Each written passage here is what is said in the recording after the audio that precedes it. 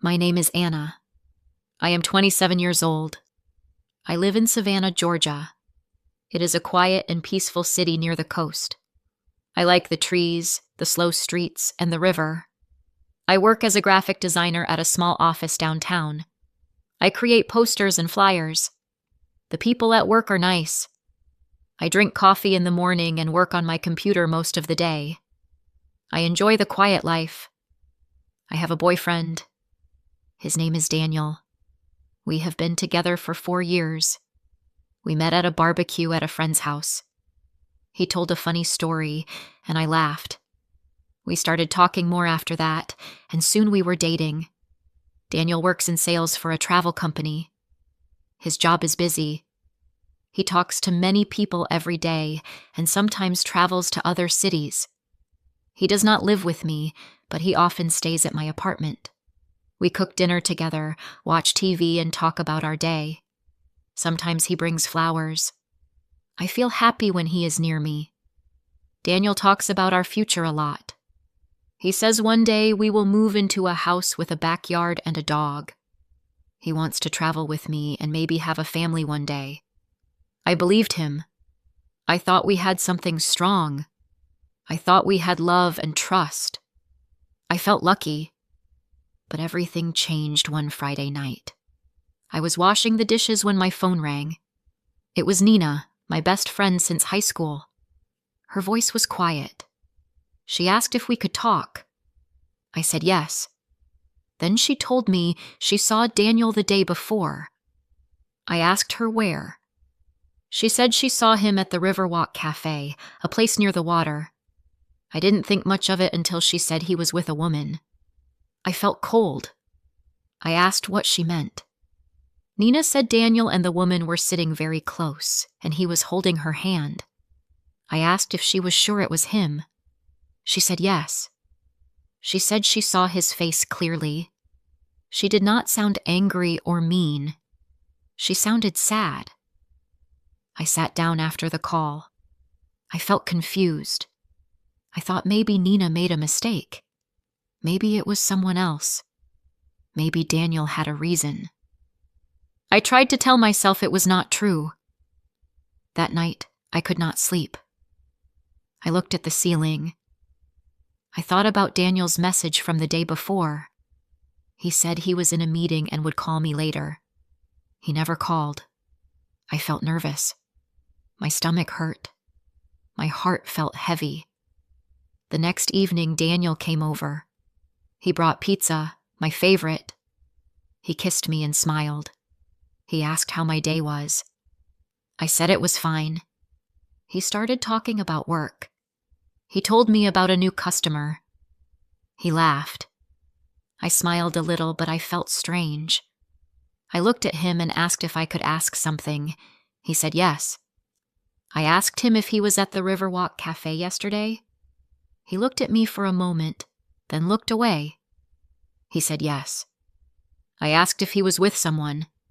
He said yes again. He told me the woman's name was Emily, and she worked with him. I asked if he was holding her hand. He did not answer right away.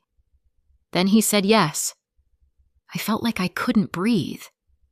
My chest hurt. I stood up and walked to the window. Outside, cars passed by. People were walking. The world looked normal, but my world was not. I asked him why. I asked why he did that. He said he didn't know. He said they started talking at work, and he liked her, but he still cared about me. He said he was scared and didn't want to hurt me. But I was already hurt. I told him he lied to me. He said he didn't plan it. He said it just happened. I did not know what to say.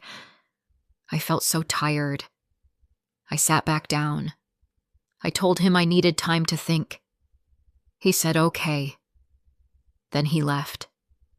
He walked out the door, and I was alone. The room was very quiet. That night I cried. I cried for a long time. I looked at our photos on the wall. I thought about our memories. I asked myself if any of it was real. The next morning, Nina came to my apartment. She brought coffee and donuts. She sat beside me and gave me a hug. She told me I did not have to decide anything right away. She told me to rest and take time. I said thank you. I felt thankful she was there. That weekend, I stayed home. I looked at old messages from Daniel. I thought about the trips we took. I thought about how he held my hand when I was scared. I thought about the way he made me feel safe. Now, I felt lost.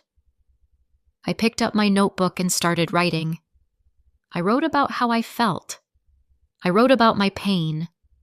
I wrote letters to Daniel that I did not send. I asked questions that had no answers. Each day was hard, but I got up. I went to work. I talked to Nina. I took short walks by the river. I looked at the water. I tried to feel calm. One night, I looked in the mirror. My eyes were red from crying, but I saw something else too. I saw a woman who was still standing. I was tired, but I was still here. I told myself that I did nothing wrong. I gave love. I gave trust. I didn't deserve this pain. The next day, I cleaned my room.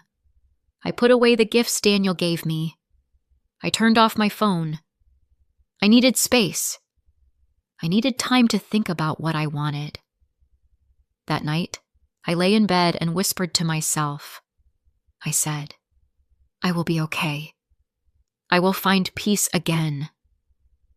Days passed, but the pain did not go away.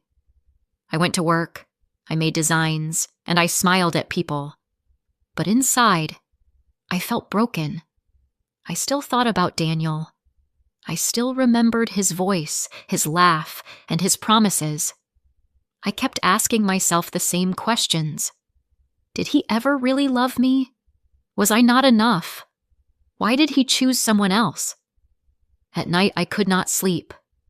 I looked at the ceiling and listened to the clock ticking. I cried when I was alone. I felt like my heart had a hole in it. My chest hurt in a way I could not explain.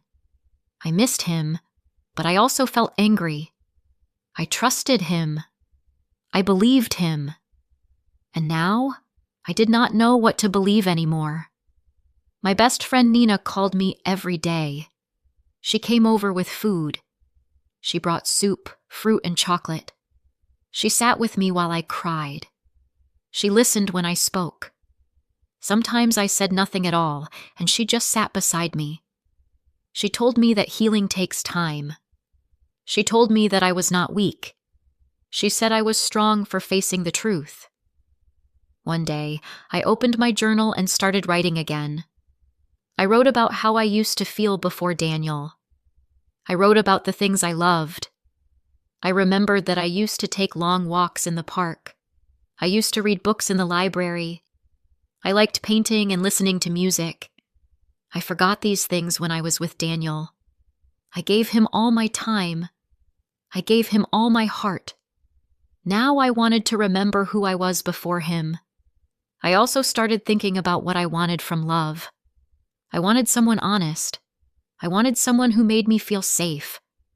I wanted someone who respected me.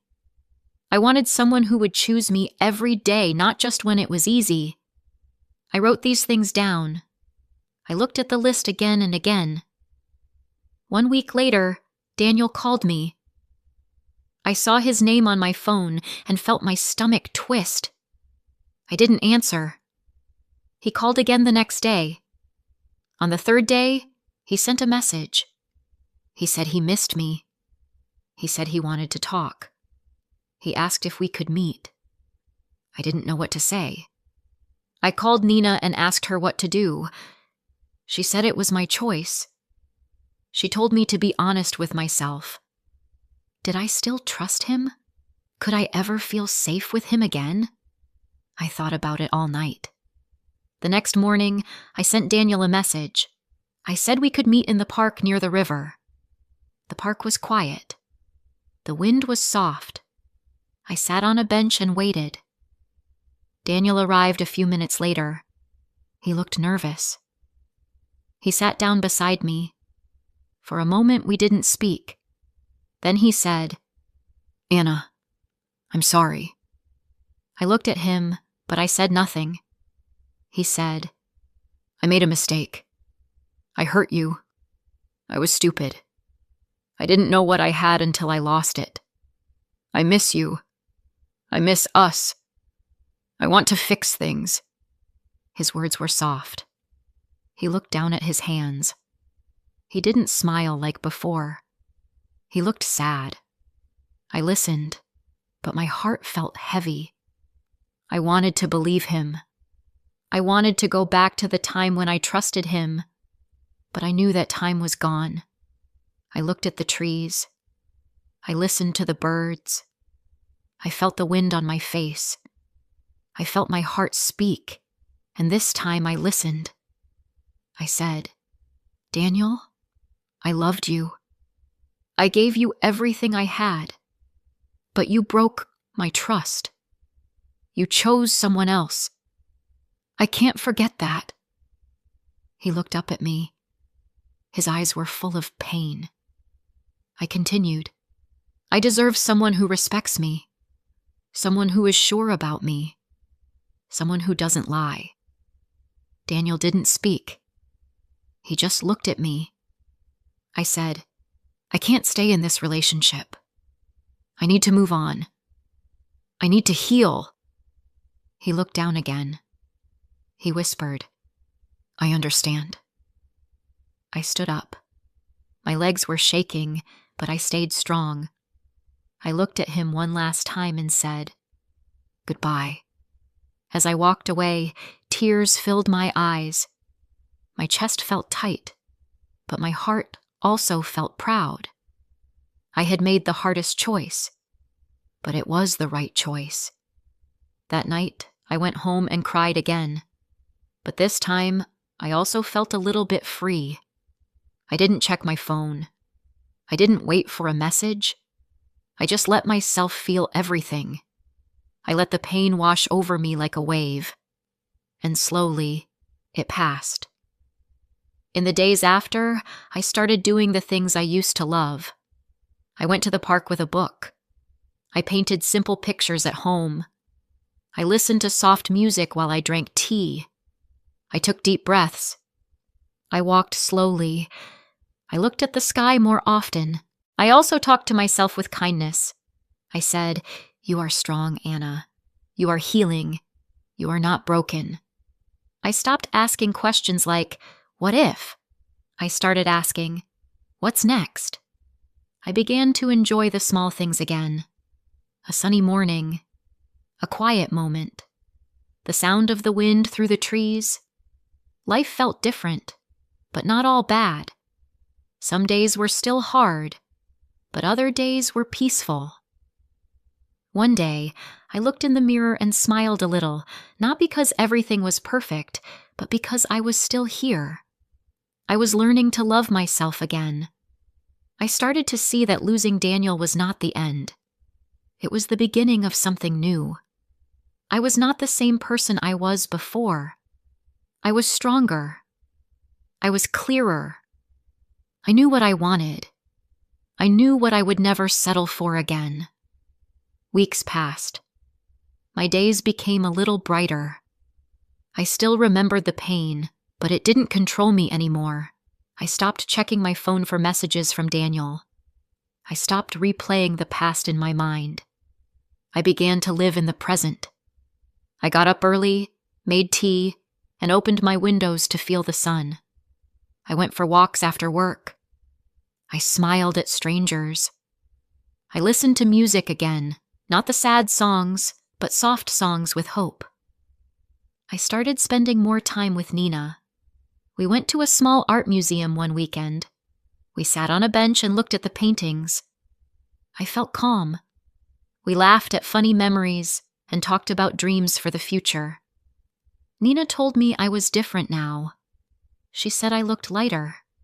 I told her I felt stronger. One Saturday, I went to the city library. It was quiet and warm inside. I wanted to find a book to read for the weekend. I walked between the shelves and looked at the covers. I reached for a book on the top shelf, but I couldn't quite reach it. Just then, someone beside me said, "Here, let me help you." He picked up the book and gave it to me. "Thank you," I said, a little shy. He smiled. "No problem. I was reaching for the same one." I laughed softly. He had kind eyes and wore a green hoodie. He looked calm, like someone who liked quiet places too. "My name is Daniel," he said. My heart jumped. His name was the same as my ex-boyfriend. I almost walked away, but then I stopped. This was not the same person. This was someone new. Someone kind. "My name is Anna," I said. We started talking. We talked about books, about coffee, about our favorite places in the city. His voice was soft. His words were simple. He didn't ask too many questions. He didn't try to impress me. I liked that. That day, we sat on a bench outside the library and talked for a while. It felt easy. It felt natural. I didn't feel nervous. I didn't feel scared. I felt peaceful. Over the next few weeks, we met again. We got coffee. We walked by the river. Sometimes we sat in silence. Sometimes we talked about little things, like weather and movies. He told me he liked painting too. I told him I used to paint before, and he smiled and said, "You should start again." I didn't tell him everything at first. I was still careful. I had walls around my heart. I was afraid to be hurt again. But he didn't rush me. He didn't push me. He just stayed kind and patient. One day, while we were sitting in the park, he said, "You don't have to tell me anything you're not ready to say. I just like spending time with you." I felt a warm feeling in my chest. I looked at him and said, "Thank you." It was a simple word, but I meant it deeply. Later that night, I wrote in my journal. I wrote about how far I had come. I wrote about the pain I had lived through and the strength I found. I also wrote about the new Daniel. I didn't know what would happen next, but I felt hopeful. Not because I met someone new, but because I was finally happy with myself. One morning, I sat on my porch with a cup of tea. The sky was blue. The air was fresh. I looked at the trees and smiled. I thought about the old Anna, the one who cried on the floor, the one who felt broken. I wanted to hug her. I wanted to tell her she would be okay. If I could talk to the Anna from a few months ago, I would say this: "You are strong. You are enough. You don't need to stay with someone who hurts you. You don't need to beg for love. You will smile again. You will laugh again. You will feel free again. Just wait. The light will come back." And it did. Now I take things slow. I don't rush love. I don't give my heart too fast. But I also don't live in fear. I believe that good people exist. I believe that healing is possible. I believe that I can start again. Daniel and I still talk. We still meet for coffee and walks. It is still new, but it feels honest. I don't know what the future holds, but I know one thing for sure. I will never lose myself again. I will always choose respect, peace, and love that feels safe. Sometimes I still think about the other Daniel. Sometimes I wonder if he thinks about me. But I don't feel sad anymore. I don't feel angry. I let it go. Carrying that pain only made me tired. Letting go gave me freedom. I learned something important from all of this. I learned that losing someone does not mean losing myself. I learned that heartbreak can be the start of something beautiful. I learned that I can create light from darkness and love from pain. Life is not perfect now. Some days are quiet. Some days are hard. but I wake up each morning with hope. I open my window, feel the air, and say thank you. Thank you for the lessons. Thank you for the healing. Thank you for the new beginning. This is not the end of my story. It is just the beginning. If this story touched your heart, don't forget to like, comment, and share. More emotional and inspiring stories are coming soon.